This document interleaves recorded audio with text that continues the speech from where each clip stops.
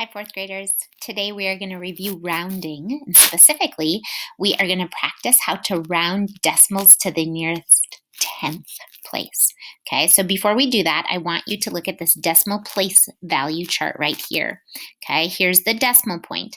We know that any number left of the decimal, those are our whole numbers. Our place values are ones, tens, hundreds, and thousands. We know that any number to the right of the decimal, those are our decimal place values, tenths, hundredths, and thousandths. Remember in class we laughed a lot about adding those th at the end of those place values, okay? Remember, don't get confused, because some kids, when we were first learning about this, it was hard for them to remember tenths is the first number to the right of the decimal, and hundredths is the second, and thousandths is the third, because that doesn't match up with our whole number place values, right? Okay, so we today are going to do a practice. I'm going to make this smaller so we have more room to work, but I'll keep that there so we can reference it. I want you to look at this decimal that I have here. Remember, when we read a decimal, right, we start with the whole number to the left of the decimal point. When we get to the decimal point, we say that word and. Okay, so this number I would read 75 and 27 hundredths. Again, it's hundredths because it's two numbers to the right of the decimal point, and I can go back to my decimal place value chart and see that two numbers to the right of the decimal is that hundredths place. Okay, so what I want to do is I want to visualize what 75 and 27 hundredths really mean, right? It's a number that is somewhere between whole number 75 and whole number 76.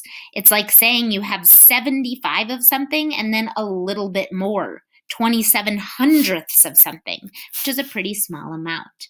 Okay, so in order to round that number to the nearest tenth, first I'm going to look at the number that is in the tenths place right now.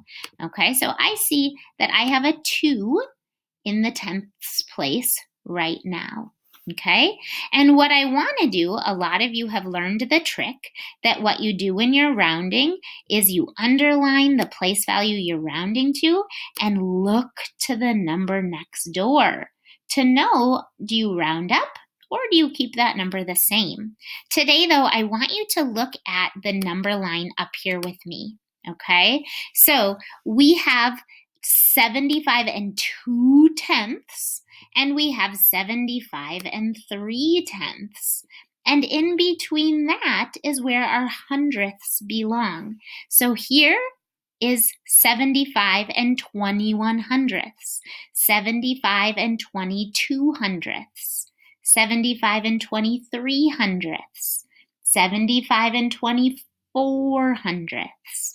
In the middle, right here, that's halfway between the two, is 75 and 25 hundredths. Okay, that number is important to me because it symbolizes the middle, right? 75, oh goodness gracious, 75 and, there's my decimal point, 25 hundredths. Okay, then we can keep going. 75 and 26 hundredths. 75 and 27 hundredths. That right there, friends, is where our number is on the number line, right here. 75 and 27 hundredths. Then we can move on and say 75 and 28 hundredths, 75 and 29 hundredths, okay? We can visually see with our eyes that 75 and 27 hundredths, again, right here, is much closer to 75 and 3 tenths than it is to going backwards to 75 and 2 tenths, okay? We learned, I'm running out of time, that anything that is bigger, 5 or greater, you round up. 4 or less, you round down. So really quick, 75 and 27 hundredths rounded to the nearest tenth is 75 and 3 tenths. Okay? Okay, fourth graders, you got this. Good luck.